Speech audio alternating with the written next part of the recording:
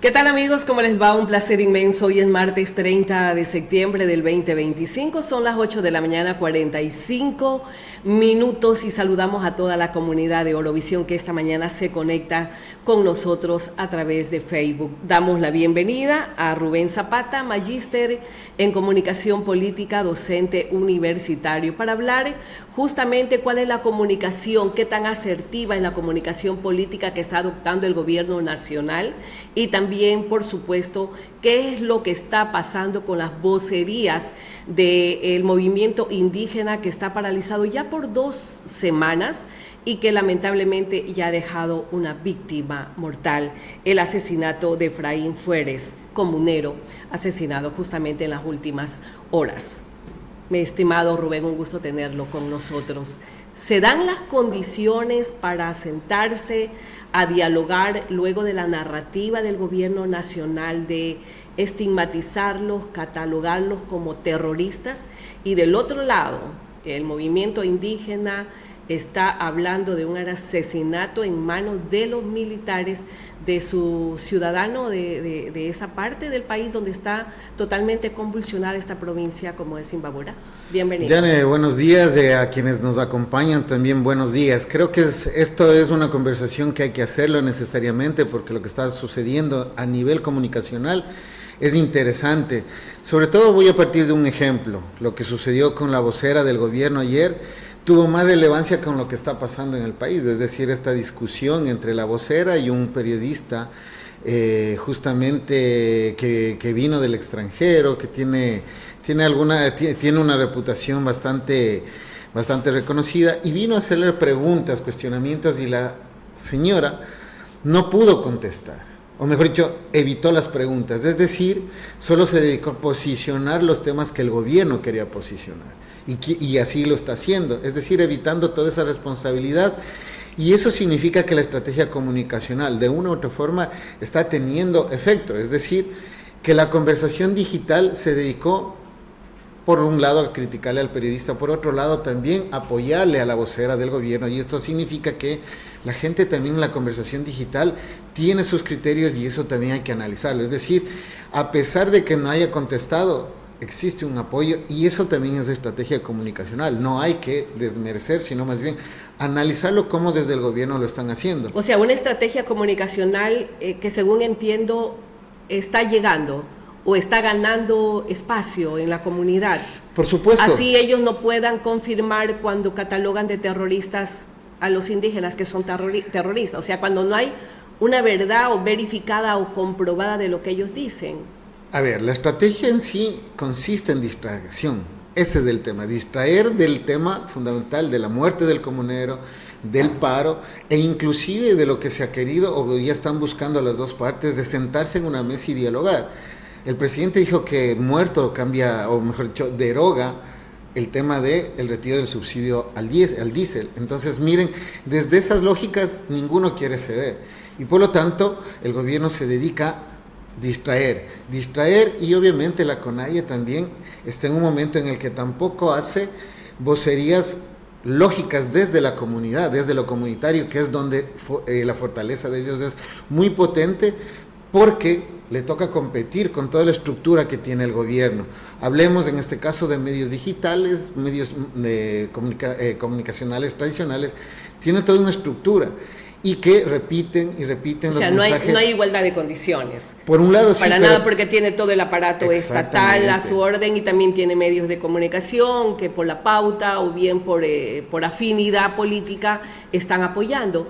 Pero ¿hasta qué punto esto puede hacer daño para poder encontrar ese punto medio o ese momento de diálogo que pueda terminar con esta violencia que se está generando en esta parte del país? A ver, lo que se está planteando ahora es que, por ejemplo, la comunidad internacional, organizaciones internacionales o la misma iglesia, inclusive ahora en la mañana, por ejemplo, el rector de la Universidad Católica, que ha sido el doctor Ponce, ha sido una de las personas que están inmiscuidas. Ha sido mediador. Mediador, ahora este tipo también, de conflictos. justamente él mismo comentaba que tanto el uno como el otro están en una, o sea, me refiero a la CONAIE y al gobierno, están en una postura intransigente, que no voy a conversar y el otro que quiere que se derogue. Entonces no hay un punto medio, pero ahí justamente valen las vocerías, porque mientras el gobierno sigue manifestando desde sus ministros, desde sus voceros, una distracción total del tema, es decir, no dialogar, sino más bien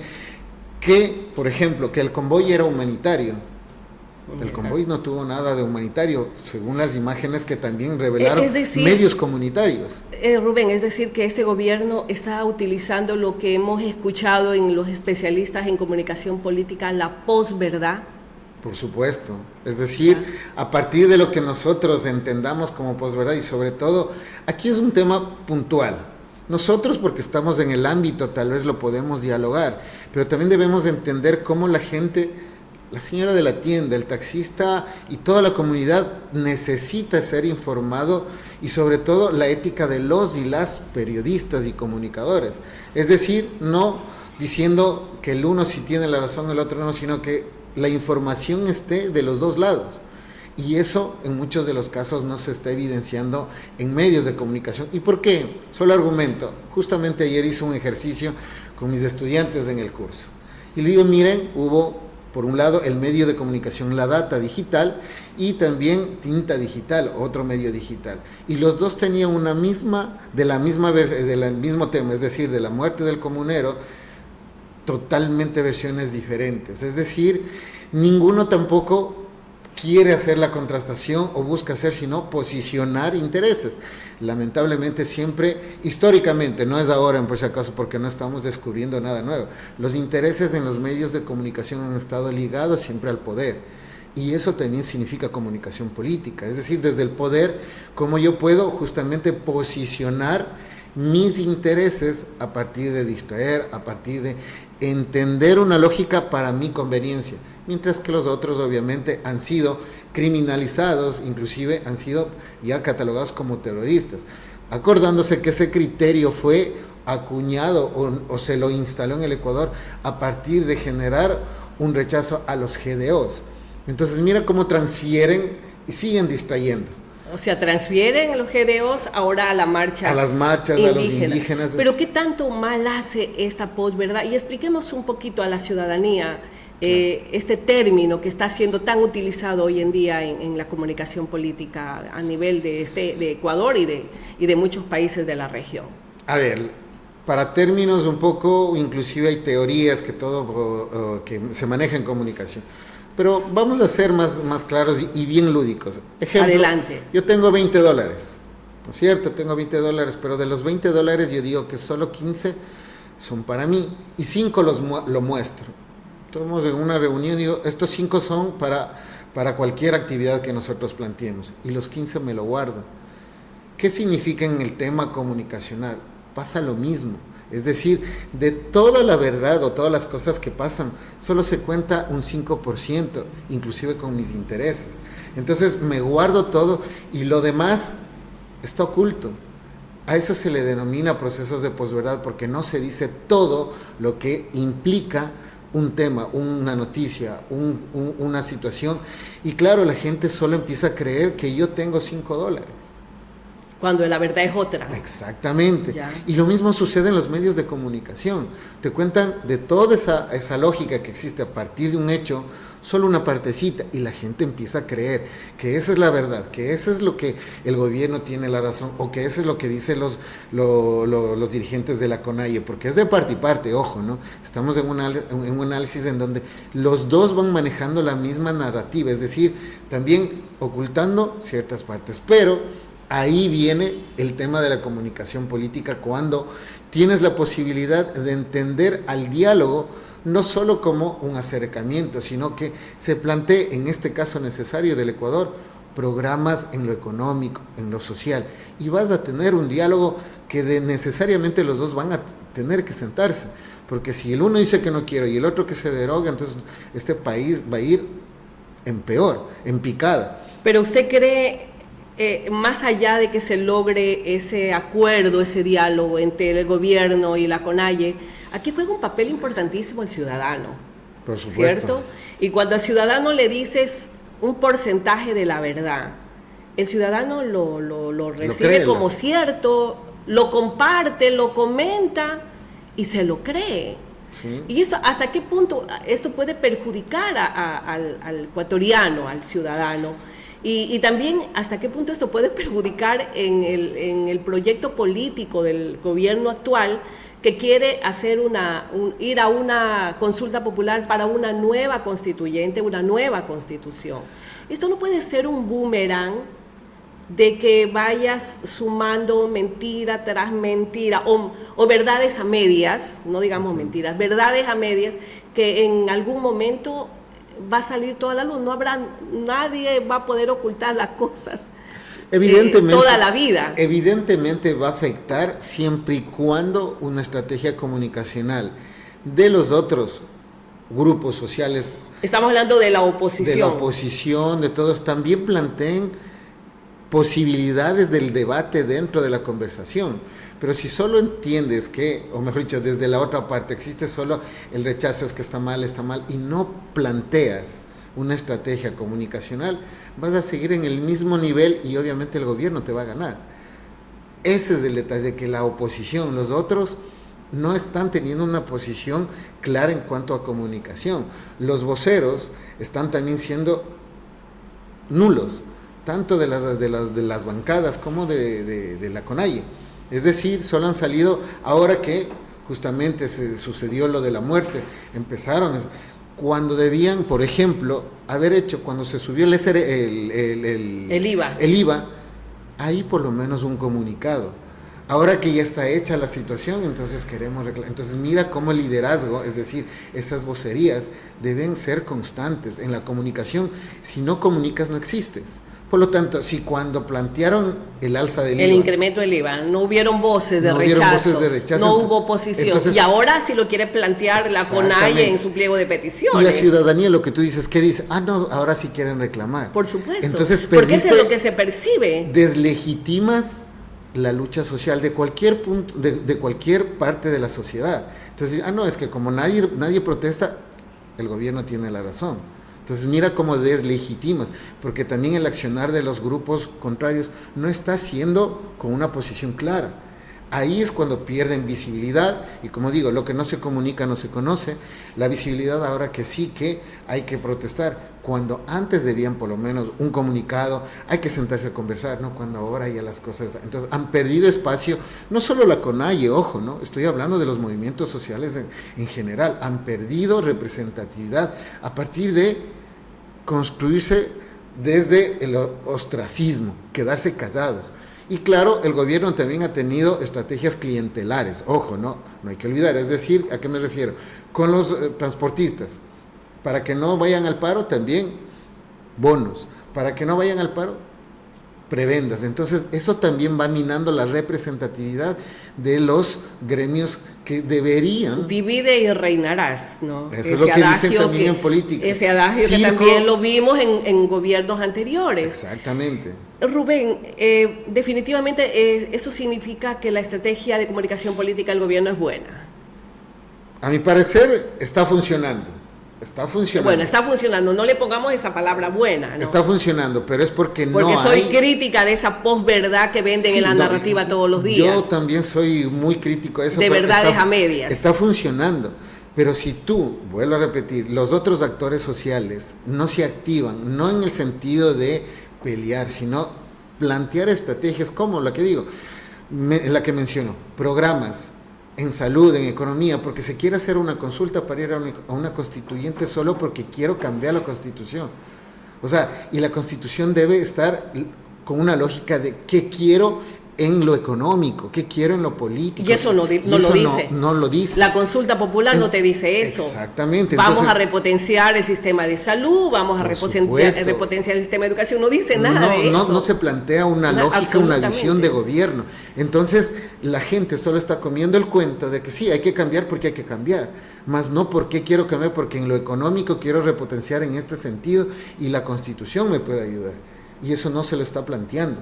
Por lo tanto, estás perdiendo legitimidad desde el otro y le das la mano al gobierno. Entonces, aquí hay que ser honestos. No digo que sea la mejor, pero sí está funcionando en función de que los otros tampoco se han activado desde estrategias comunicacionales coherentes en función de también los errores del gobierno. Por supuesto, una estrategia que sería fabulosa. Bueno, le vamos a dar este plus a el tema del SRI.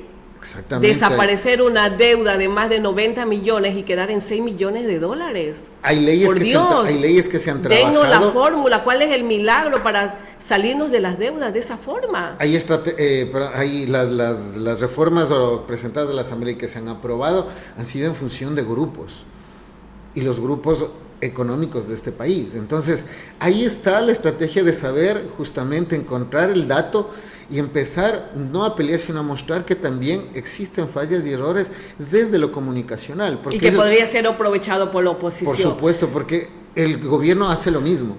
El gobierno hace absolutamente lo mismo. Por ejemplo, si hablamos de eso, el fin de semana anterior se bloqueó cuentas de algunos dirigentes de la CONAIE. Todo el proceso legal se lo saltaron. Es decir, no hay un Estado de Derecho, como se llamaría, como los abogados lo dirían. Estado de Derecho totalmente fraccionado.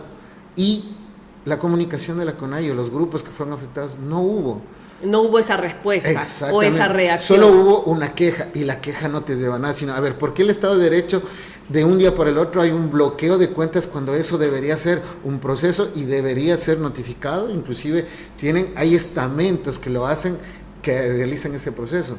Entonces la CONAIE tenía ese caldo de cultivo que no lo ha utilizado. No y hay otro de los temas también que ha salido a la luz pública y fue denunciado a través de canales nacionales, la compra de 2 medios de comunicación digitales, de La Posta y Radio Centro, por más de $2 millones por un asambleísta del oficialismo. Pero hay también ya algunas denuncias en redes sociales donde hablan que son quienes van a gerenciar, son gente muy allegada a los grupos de poder del presidente de la República. Y no solo eso, sino que la pauta que tienen estos medios de comunicación, la pauta del gobierno, es lo que les va a servir para pagar esos 2 medios de comunicación hasta el 2027. ¿Por qué estos no son temas de conversación, de análisis, de opinión ciudadana? ¿De dónde salió ese dinero? Exactamente. Un asambleísta que tiene una declaración patrimonial de $60,000 y de repente hace una compra de 2 millones y más. Ese es el dato que no se cuenta. Así como dicen en la Contraloría está establecido que el señor tiene 60 millones de patrimonio. Perfecto, ¿cómo lo hizo? No estamos cuestionando. Pero con $60,000 de patrimonio, adquirir un medio en $1 millón, hay una gran diferencia. O sea, no hay que ser un genio para decir de dónde. Y claro, si es que lo hizo con un banco, a ver cómo consiguió. Y todos esos procesos, vuelvo a repetir, esas son cuestiones que si lo sabes manejar comunicacionalmente, también posicionas. Y puedes sacar provecho. Puedes sacar más que provecho, posicionas que también existen errores por parte del gobierno. Por lo tanto, la comunicación... ¿Usted llama eso errores? Me refiero, a ver, no son errores en comunicación ya. Estamos hablando de comunicación. En el aspecto comunicacional, porque lo otro sí ya es un trabajo todo sistémico, de cómo desmantelar el aparato comunicacional, en este caso que La Posta en su momento manejaba una línea editorial, sin embargo, para no tener esa piedra en el zapato, te lo compro y lo genero para posicionar mis temas. Eso ya es otro tema.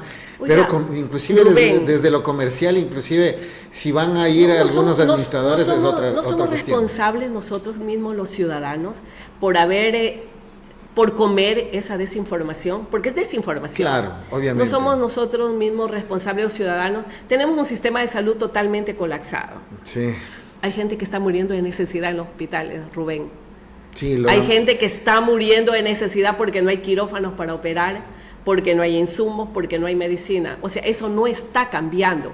La gente que está dentro, el ciudadano de a pie que acude a servicios públicos, sabe de esa realidad. ¿Por qué eso no cala en la conciencia de los ciudadanos? ¿Por qué nos hemos polarizado tanto, han jugado con nuestras emociones y más bien seguimos dándole razón a lo que está mal? A ver, primero, en cierto sentido, la posverdad lo que logra todos estos contenidos comunicacionales y que se les llama desde la teoría la posverdad, tiene una lógica de desensibilización. ¿A qué me refiero? Antes nos asustábamos en todo el país que escuchábamos, y lo voy a poner gráficamente, escuchábamos o se escuchaba detonaciones y todos nos asustábamos. Escuchábamos inclusive detonaciones de voladores y todos decían, ¿qué estarán festejando? ¿Alguna virgencita? ¿Algún acto? Pero ahora, inclusive los especialistas, el ciudadano dice, no, ese es volador y ese es bala. Llegamos a ese proceso de desensibilización porque normalizamos que nos quiten la salud. Porque decimos a pretexto de que estamos mejorando, porque ese es el concepto que está poniendo, y claro, es la narrativa del gobierno actual, y así claro, es. no hay un algodón, se murieron, fallecieron más los neonatos en Guayaquil. Todo eso abona que la ciudadanía, y a eso me refería a los otros, porque la ciudadanía siempre ha sido bastante analítica. Sin embargo, ahora la comunicación está logrando, en este caso del gobierno, su objetivo, de sensibilizar. ¿Sabes qué? Confórmate con lo que tienes. Es decir, ¿a qué me refiero por si acaso para entender esto? El gobierno plantea una cuestión. La cuestión es que el IVA o todas las acciones que estamos haciendo es por la seguridad. Y la seguridad, obviamente, entendida no como la tranquilidad, la paz que se supone que como sociedad deberíamos tener, si no le está trasladando al ciudadano eso. ¿A qué me refiero? La paz no se construye solo porque los ministros han salido. Recuérdate que han salido ministros a decir, ¿y qué están haciendo ustedes? Dándole una responsabilidad. Oiga, aquí tuve una autoridad que dijo que los ecuatorianos son responsables de la seguridad. Pues. Entonces, mira cómo, vuelvo a repetir, trasladan, y esa ha sido la estrategia del gobierno, trasladar, mandar al otro la responsabilidad, porque yo desde acá estoy haciendo lo que puedo. Y con esta posverdad también le quita confianza a lo público. Obviamente. Que la salud pública es mala, que la educación pública es mala. Mire cómo esto va calando en los ciudadanos. Obviamente y hay que decirlo, todas estas medidas son viejas recetas que, o sea, nosotros las vimos hace años en el neoliberalismo, aplicadas por el FMI, o sea, no hay nada nuevo. Es por eso que justamente con toda la ciudadanía, que eso se ha repetido por décadas. Y ahora, ¿por qué ahora la gente está tan tranquila? Porque ahora le han dicho al ciudadano que él es el que tiene que resolver. Vuelvo y repito, ¿por qué salió la Marcha de la Paz en Quito?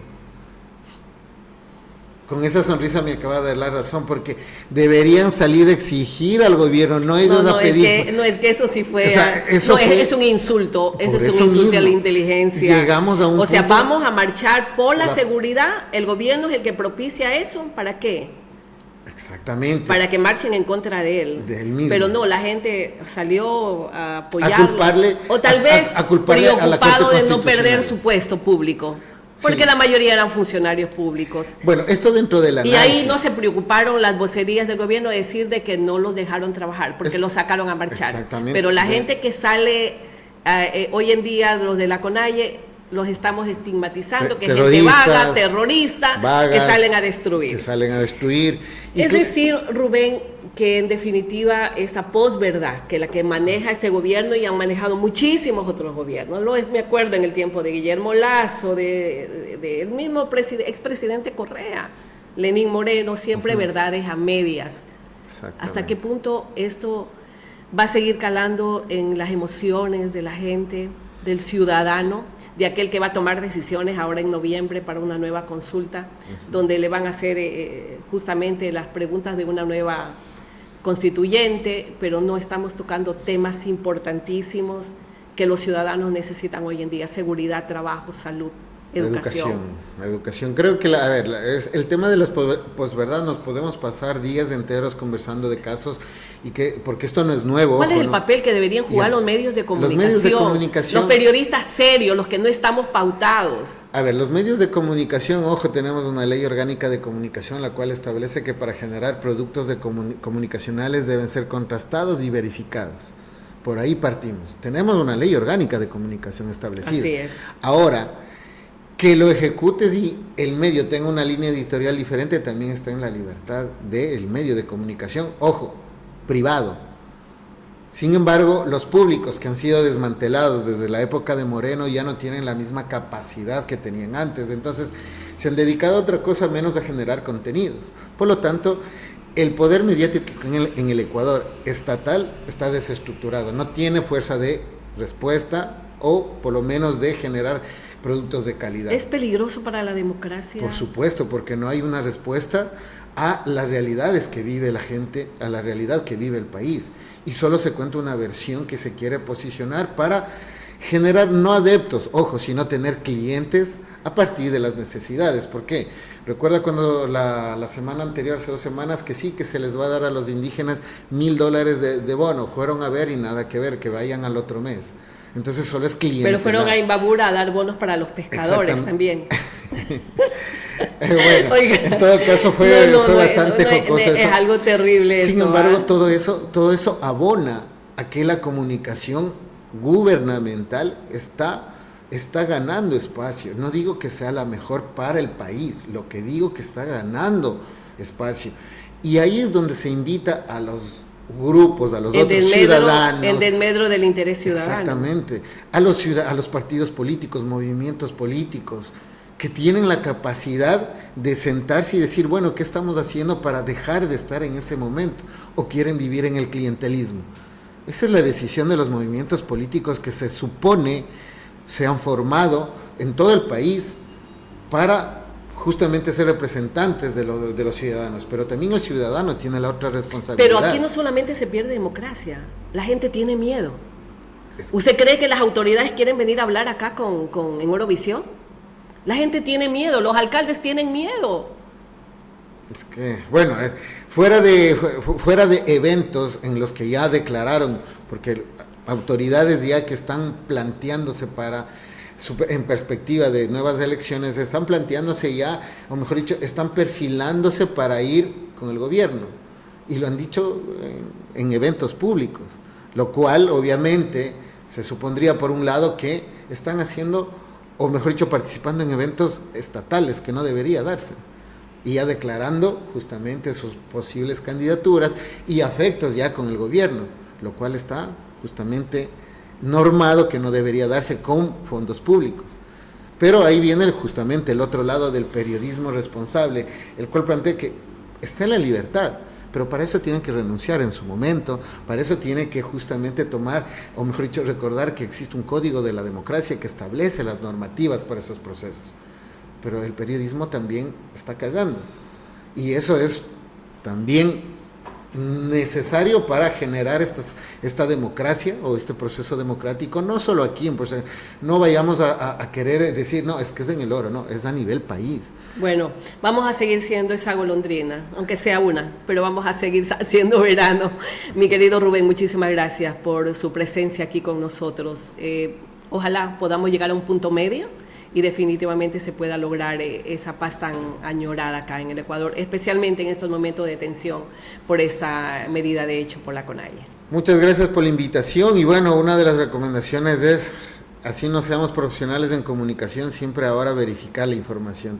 Buscar información, que ahora tenemos la facilidad del internet, de todo, tantas aplicaciones, así es que a la ciudadanía que también busque también la información, que no crea solo lo que le comparten los medios de comunicación tradicionales, sino busque información y que tome también las decisiones, porque quienes votamos, pues me incluyo, quienes votamos también tenemos esa responsabilidad de elegir a quienes justamente están en el poder ahora, y también esa es la responsabilidad también como ciudadano y como profesional de este país. Bueno, hay que seguir regando, ¿no?, esta tierra fértil que tenemos. Usted como docente universitario en la Facultad de Ciencias Sociales, la carrera de Comunicación Social, y nosotros aquí en este espacio, en este micrófono y ante estas cámaras. Bien, amigos, gracias al magíster Rubén Zapata, nuestro invitado de hoy, hablar justamente de la posverdad, la narrativa del gobierno actual y toda la coyuntura política que se está viviendo hoy en día en el Ecuador. Bueno, que vengan vientos de paz al país y que podamos en algún momento encontrar ese punto medio donde se pueda dialogar tanto el gobierno nacional con estas organizaciones indígenas que nos representan a todos los ecuatorianos. No es un grupo excluido, así que ojalá se pueda lograr esa comunicación asertiva y se pueda lograr cambios importantes en el país. Bien, amigos, vamos a despedirnos y desearles un maravilloso martes y que todo les salga de maravilla a todos. Felicidades.